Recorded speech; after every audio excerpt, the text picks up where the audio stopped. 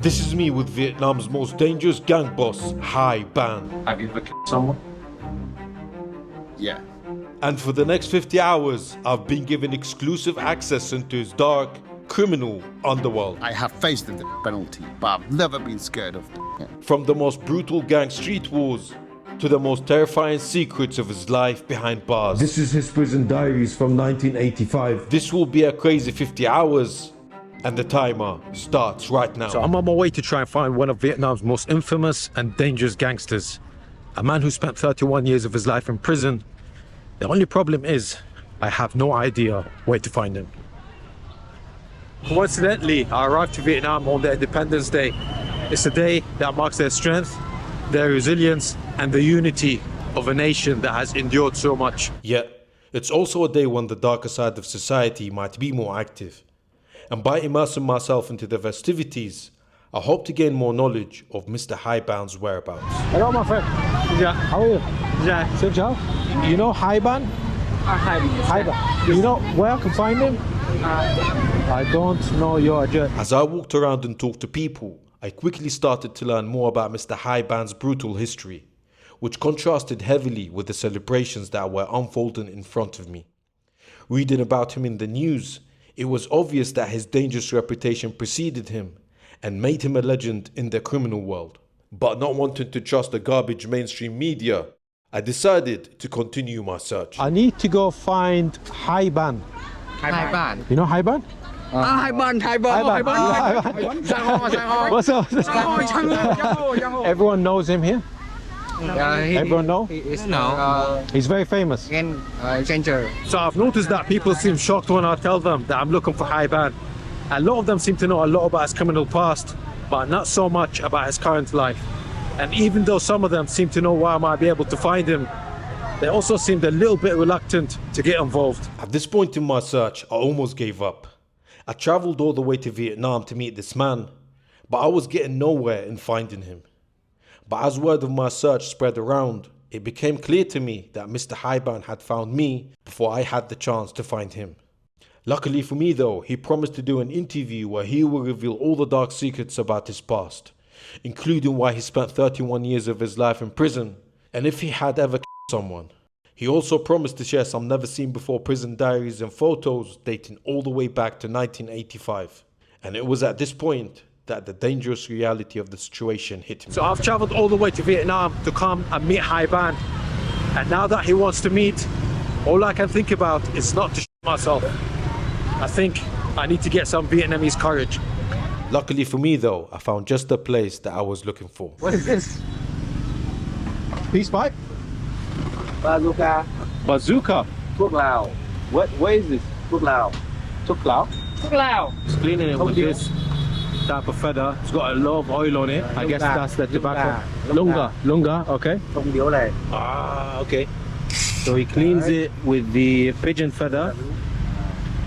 Oh, interesting. Đấy. Cleans it with a bit of tea.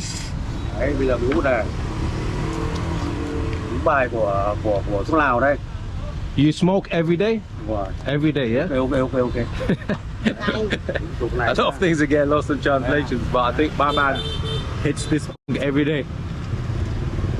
Oh, here we go. There's a big hit.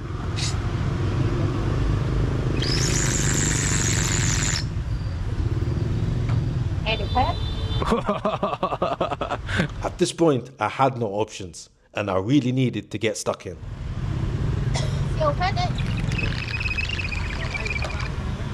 Okay. It's strong. The ladies. You try it. You try it. She's gonna show me how to do it. Xì cái này ra xong cái tiếp lên. You try it. Oh, No. She's just laughing at me. She's not trying. Okay, let's try again. Đúng rồi, con đỡ thật. This thing is strong. Cheers, I'll put some tea. Okay, cheers. Cheers. Let's give it a try.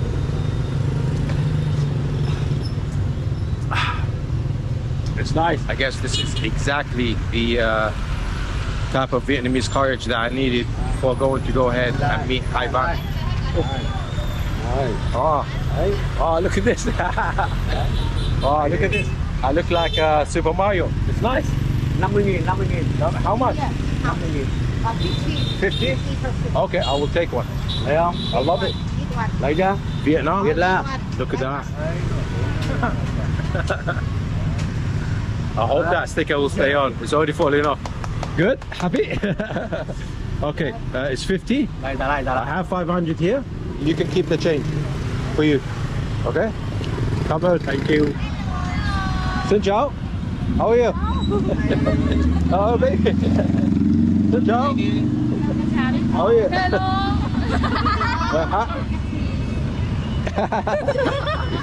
You can keep it. With my blood full of adrenaline, I then made my way to meet Mr. Hyban. You can take me to Hon Kiem. Okay. How much?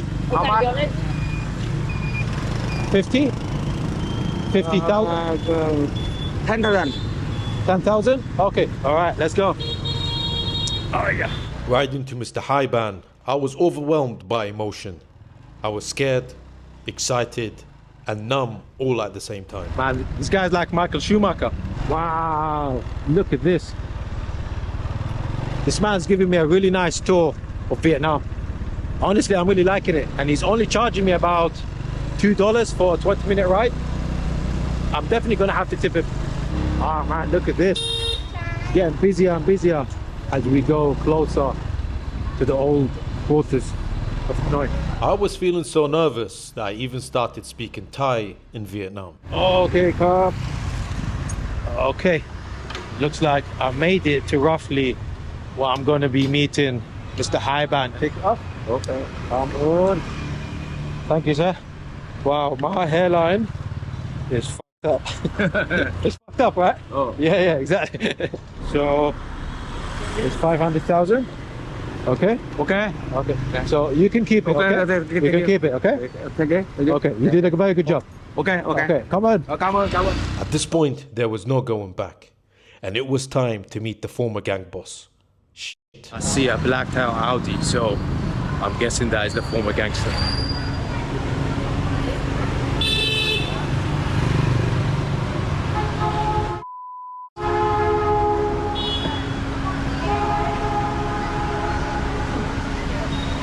Hi, Van. Nice to meet you. Right away, I was keen to get stuck into my first question. You are one of the most famous and dangerous gangsters in Vietnam. So, are we okay here walking outside? Is it dangerous or are we going to be good? Bạn hoàn toàn yên tâm. Listen to me carefully. Khi bạn đi I grew up in a crazy, dangerous world, and I even escaped the death penalty. an ninh của Việt Nam. Being here in these old gangster territories is nothing to me. Vấn đề gì xảy ra cả. Và cái thứ hai. Today, there will be no issues. With that crazy story out of the way, Mr. Hyban then led me to his former gang territory, where his life of crime initially began. Chính là khu We are currently walking through one of my old territories, which used to be one of the most notorious areas for crime in Hanoi. Gang fights and drugs were as common as the grains of sand on a Bây beach. giờ bạn thấy That's all we knew. rất là yên lành. Như các bạn đã biết, My lifestyle is not for the faint of heart, or ones with a weak spirit. giang hồ I have spent a total of 31 years in prison, more than half of my life. đáng ngồi In my youth, I was deeply involved with gangs, and I fully immersed myself in that world. trả giá cho những hành động. This reckless lifestyle led to numerous disputes between rival gangs, and I often found myself caught in the middle. As we walked around, it dawned on me how dangerous it could be in these formerly contested gang territories. And so, I had to ask this question. What do you think of death? Are you scared of it? Tuổi trẻ I never thought about death, and I was always ready to face it. sống lên mình chỉ lao vào Death truly meant absolutely nothing to me. trước mà lao vào các Even when I was in solitary confinement and facing the death penalty, chưa bao giờ nghĩ I never feared cái it. chết, không bao giờ nghĩ đến cái After all, from the day you were born, death is the only thing that is guaranteed in life. Năm 2000 tôi đã đối diện án tử hình. As Mr. Hyban walked around and talked to people, I learned that he was keen to leave his dark criminal past behind him, and to also finally set the record straight about his life. But before we could go ahead and do the interview that he promised, he wanted to stop by his former childhood home to pray for his fallen gang brothers and his mother, and to ask them for forgiveness for the dark sins he was about to confess to me. This is my mother's house where I was born and raised, and in 2000, I was sentenced to life in prison. By the time I returned 22 years later, unfortunately, my mother had already passed away. I want to show you something I've never shown anyone before. These calendars mark the moment when my mother passed away. When she died, I tore this calendar page to mark the anniversary of her passing. I have cherished and treasured these moments deeply in my heart as a reminder of my mother and her love and guidance throughout my life. I will keep them until I am lucky enough to meet her again. At this point, I was genuinely taken back. Here I am with one of Vietnam's most infamous and dangerous former gangsters. Yet, at that precise moment, he was just another human being in front of me. A human being that missed his mother, and that would give up everything to see her again. This house holds many memories from my childhood with my siblings. I have 10 siblings, and this house is all I have left to remember my parents by. I see it as my responsibility to take care of it, to worship and honor my parents, and to ensure their memories live on. This is a beautiful picture of my parents that I painted while I was in prison.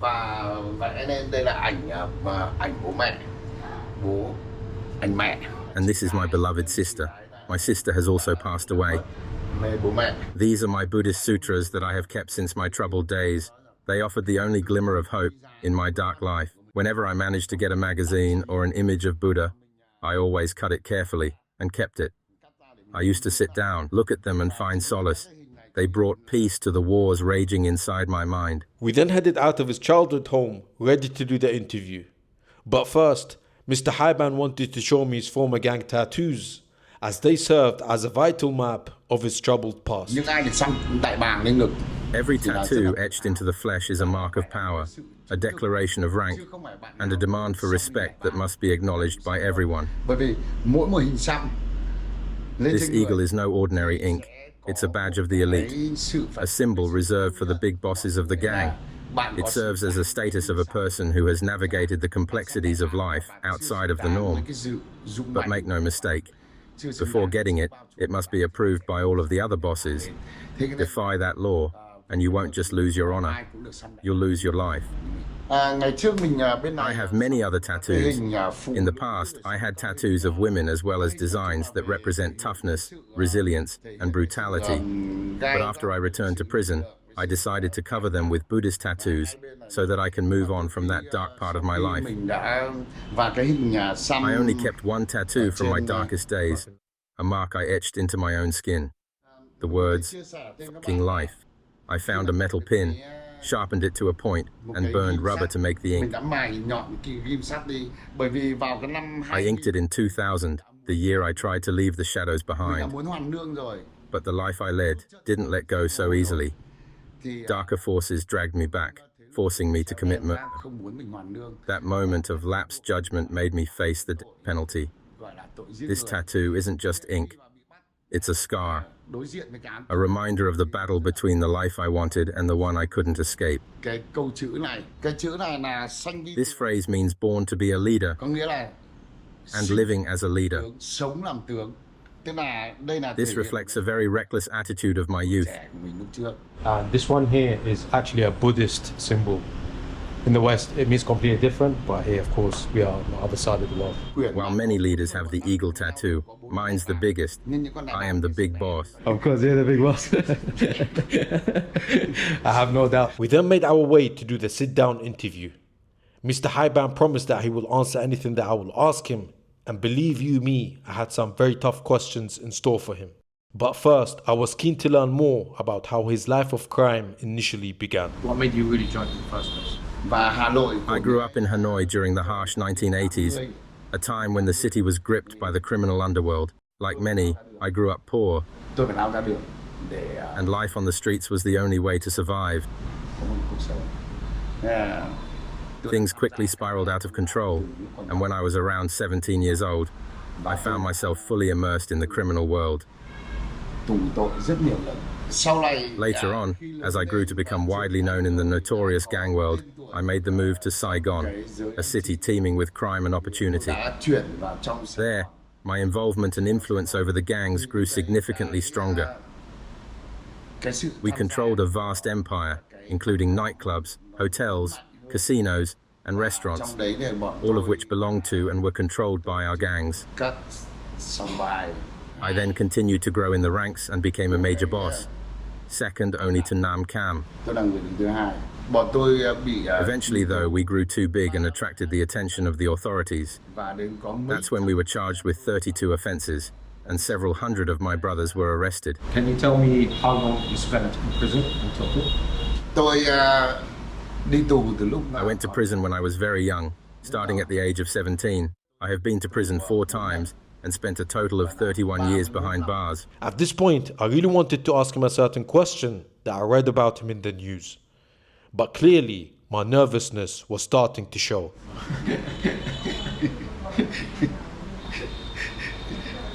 Calm down. With those reassuring words, I finally plucked up the courage to ask my question. Have you ever killed someone? In 2000, I committed a very infamous crime when I eliminated the leader of another gang. I was sentenced to life imprisonment and had to serve 22 years before I could return. I was put in solitary confinement, stuck between 4 walls with only my thoughts. The prison cell alone was a nightmare, an experience most people could barely imagine enduring. But solitary confinement, that was hell itself. Let me share something that may help you understand the brutal reality of those days. When fresh groups of inmates arrived, guards would point to me and ask them, "Can you endure like Hai Ban?"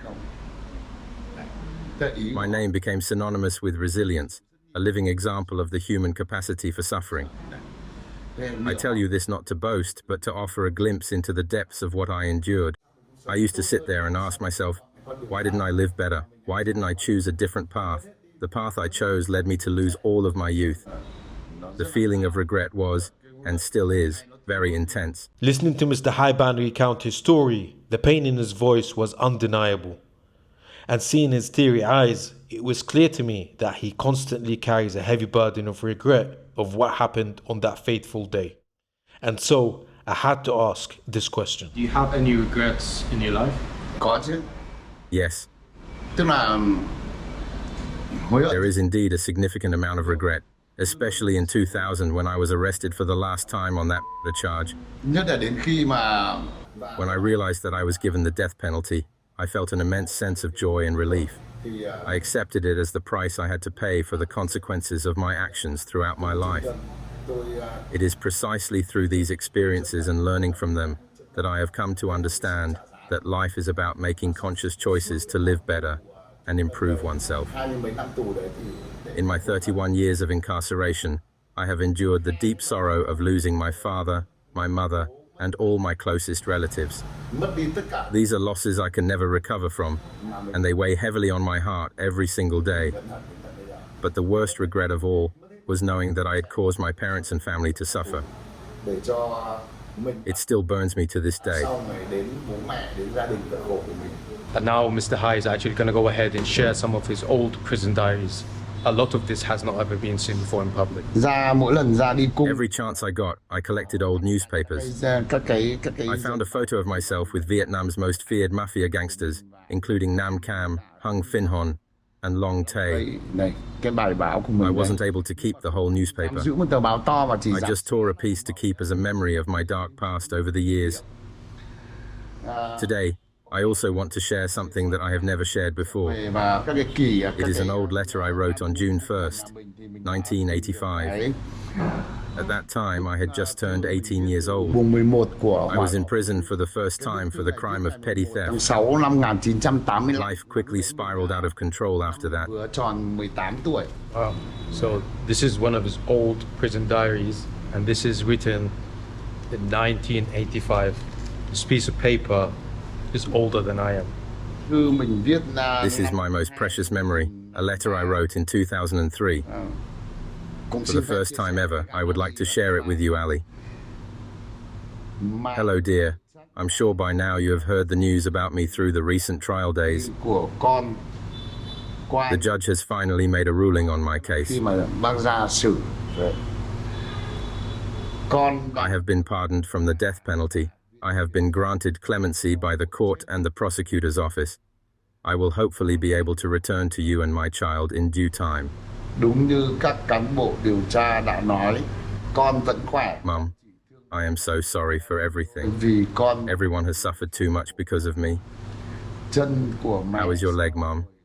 Is it feeling better? Con Seeing you in pain with your leg and still coming to visit me makes me feel so bad. con thương You mẹ must lắm. be very worried about me. Bố con có Please don't worry. hơn chút nào không? And please let Dad know about the good news. This is him? Yes. So this is you as a baby, huh? Look at that. Này, để bắt đầu giữ trong tủ. He kept Wow. all those pictures in the prison. How old is this picture? Cái bức ảnh này bao nhiêu tuổi?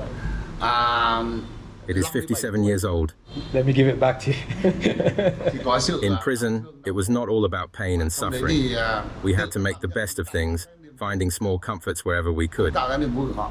Nhà I mình used to love cooking, so during the Lunar New Year, my family sent me a hot pot kit from my hometown. cái túi I lẩu, carefully opened the bag, and inside it were all these mouth-watering ingredients. túi lẩu này I threw everything into the pot, ready to enjoy a taste of home. có bao nhiêu The món. prisoners around me took one bite, spit it out, and shouted, "Why is your hot pot so sour? We can't eat this." Chua quá đi. Ăn I angrily looked at them and said, hóa ra là "Hey, eat it. It's my family's secret cả recipe." gói chúng ta phải ăn. Nghe, bọn trẻ Sheepishly, con the next day, I asked my nó family, cứ ngoan đồng. "Why was that hot pot so sour?" Cứ ăn đi. They Xong rồi paused, then said, You do know you weren't supposed to pour the silica gel packet inside it, right?" Don't worry, if you ever cooked me hot pot and it tasted like sour, I would also eat it. Không trong tay được đây ạ. Ông ơi, bạn ấy bảo là nếu như đừng lo được sau này mà có được ông trùm nấu lẩu cho mà nó chua thì không dám chê đâu. không bây tức là bởi vì đấy là questions. đấy là bác thích nấu ăn và I love to cook, and if there is ever a chance to eat hot pot with you, Ali, that would be delightful. rất là ok. As we continued our conversation, we were then interrupted, and our interview had to be cut short. Mr. Haiban needed to leave to prepare for his monthly charity work, and although he preferred to do this privately, I managed to persuade him to let me join them at the local hospital. Có rất The nhiều patients here are undergoing dialysis and blood filtration. Their lives weighed down by struggles far greater than ours. khỏe như này thì Health, something we often take for granted, is a gift that no amount of money can buy. I visit often, and I always see faces that are fighting for survival, tethered to machines up to 3 times a week.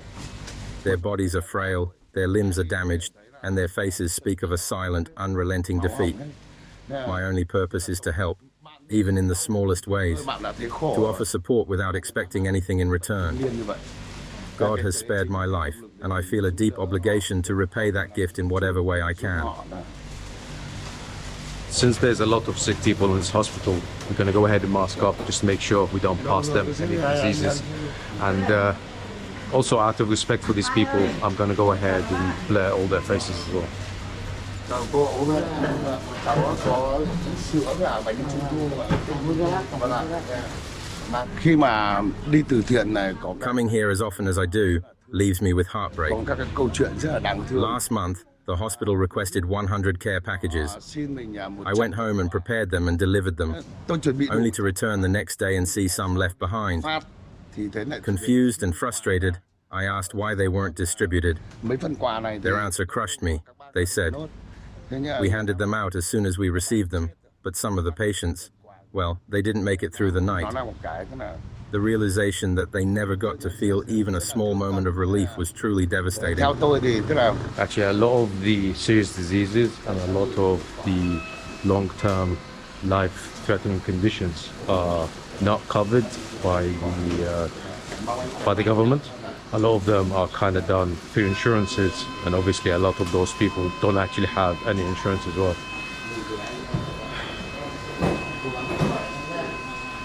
Honestly, it's heartbreaking to see, man. While you may be forgiven for being cynical and thinking that Mr. Haiban was only doing this charity work for the cameras, To me, it genuinely didn't feel this way. It was clear that a lot of these doctors already knew him and relied on him to bring some much needed joy to these patients. Every week, around 160 patients with organ failure come through our doors. They depend on dialysis just to stay alive. But behind those numbers are heartbreaking stories. Some patients are elderly, frail, and utterly alone. No children or family left to care for them. Others face an even heavier tragedy. Mothers and their children, both battling illness, bound together by shared suffering. The weight of these struggles is devastating. These families' economic burden is unbearable. Many of them have to travel up to 130 kilometers to come here for dialysis. Honestly, this feels like such a juxtaposition. Here I am with Vietnam's most dangerous and most feared gangster, yet we're here in the hospital donating money. It really makes you question your own judgment of someone's character. I mean, obviously before coming here to meet him, I was expecting the worst, but I certainly didn't expect to see this. Today, more than ever, we pray for our community to come together, to see these faces, hear their stories, and offer the kindness and support these patients so desperately need. Thank you from the depths of our hearts. Later that afternoon, we met up again and drove to Mr. Haiban's new business. He was determined to move away from his old life and to build a future through honest work. Mr. Hai, what's this one? Look at this, we got a bat. Protection? I come from the gangster world, a place where respect and reputation are everything.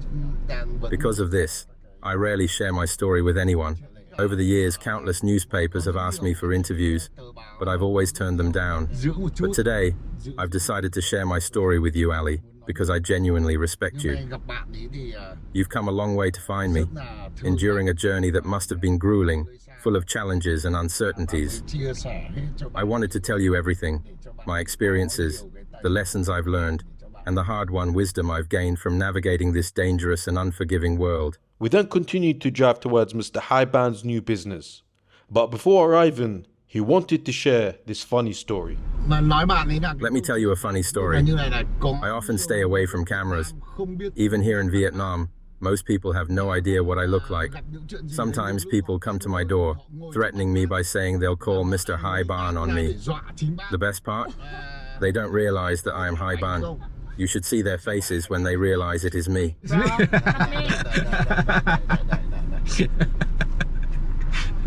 Anyway, my only hope is that you'll share my story fully, the good and the bad, so that it serves as a lesson for the younger generation. I want them to see where my dark path has led me, and for them to choose to build something better for themselves and their communities. Having formed mutual respect for each other, I was interested in learning more about Mr. Haiban. He told me a lot about his criminal past, but I really wanted to learn more about his life after leaving prison and why he decided to turn his life around as a reformed man by working in the tea business. Please relax and enjoy the tea. Yeah. Sure. That's good tea, man. As we relaxed and enjoyed the tea, I was curious to know about how people viewed Mr. Haiban and how their reactions were when they met him compared to what they read about him in the news. A lot of people are going to think that as a former gangster, you are still a gangster and you will never change. What would you say to those people? Many people cynically believe that once a gangster, always a gangster, that a man can never truly change. I don't hide from my past. Yes, I was a gangster, but after returning from prison, I decided to start fresh by working in the tea business. I've made it my mission to challenge the prejudice against reformed gangsters. Every evening, I live stream on social media to sell tea, speaking directly to people. When young viewers share their struggles in the comments, I often give them advice. Slowly, people are beginning to see me differently. When they visit, they no longer look at me as a danger to society. They are starting to accept this new version of me, and that brings me so much happiness. It truly feels like a blessing. I'm sure as a former gangster, it's much easier for you just to stay in the gang after leaving the prison. Why did you start from scratch again, and why did you decide to open this business? In my current work, I find myself grappling with my inner demons, fighting to become the person I aspire to be and not the person I once was. Many in society, especially those from my past in the gangster world, still struggle to accept the idea of me live streaming to sell tea. They would rather see me act as I once did, but in the end, when my time comes, I will return to dust, just like everyone else. The wealth, the power, the reputation will all fade away. In this business, I set aside 10% of my profits for charity. But if I'm honest, I often wish I could give more. I do charity not for people to know me, because indeed, everyone already knows me too well. My giving is quiet and discreet. Whether it's sharing a simple packet of sticky rice with someone in need on the streets at night, or making a small donation, I find peace in these acts. Having learned that Mr. Haiban gives away so much of his money was genuinely inspiring. Living more than half of his life in prison, I would have expected him to live more selfishly since he missed out on so much in his life. And while I was still pondering on that thought, he decided to surprise me even further. I'd like to share something very special to me, a jersey from the Vietnamese national team. It's signed by Callisto, the Portuguese coach, along with signatures from both current players and past legends like Man Hung and Hong Son. This jersey was generously passed on to me by the Vietnam team. My goal is to sell it for 30 million Vietnamese dong, which will help provide 150 gifts for kidney patients that are in need. At this point, I felt like I really started to get to know the new Mr. Haiban, and I was deeply inspired by his motives and his actions since he transformed his life. And having witnessed his charity work firsthand, I decided to donate to his cause.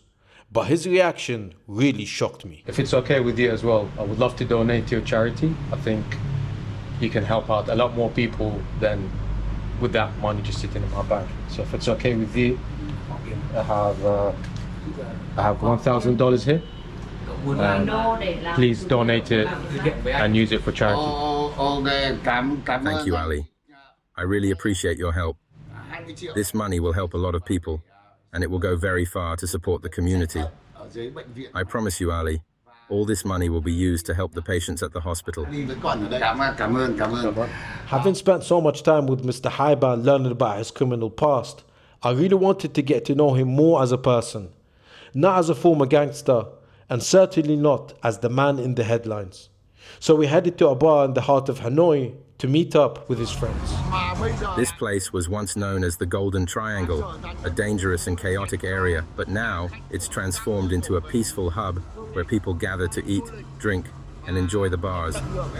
Seeing how much it has changed since the days when I grew up here fills me with happiness. Seeing Mr. Haiban with his friends was truly eye-opening, and it allowed me to see a different side that I hadn't seen before. They truly loved him and respected him, and for the first time in 2 days, it felt like he was finally at ease, surrounded by those who cared about him. Whenever you visit Vietnam, don't hesitate to reach out. I'll take care of everything for you. I consider you a good friend, and you're always welcome here. If you ever need anything, just call me, and I'll be there for you. And if you ever find yourself in trouble, just mention my name. Everything will be okay. We'll show them a photo together, huh? Wow, man. We then continued to party and enjoy our night together. But then Mr. Haiban made me an offer, and it's an offer which I obviously couldn't refuse. After a crazy, dangerous day, we're gonna go ahead and try some frog. Alright, I'll try. Okay.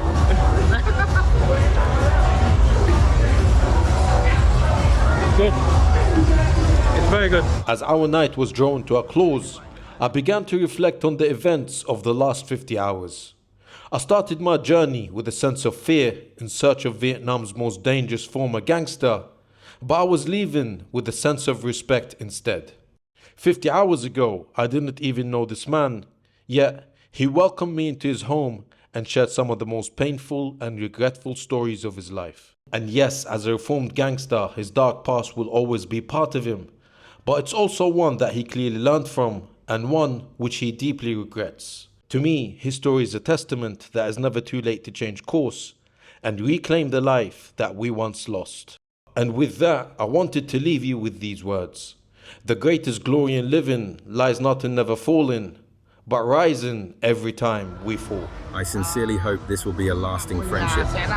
To me, we're not just partners in making videos. You hope that you guys can be friends for a long term and instead of being work partners. And if you like this video, you're gonna love this one. So go ahead and check it out.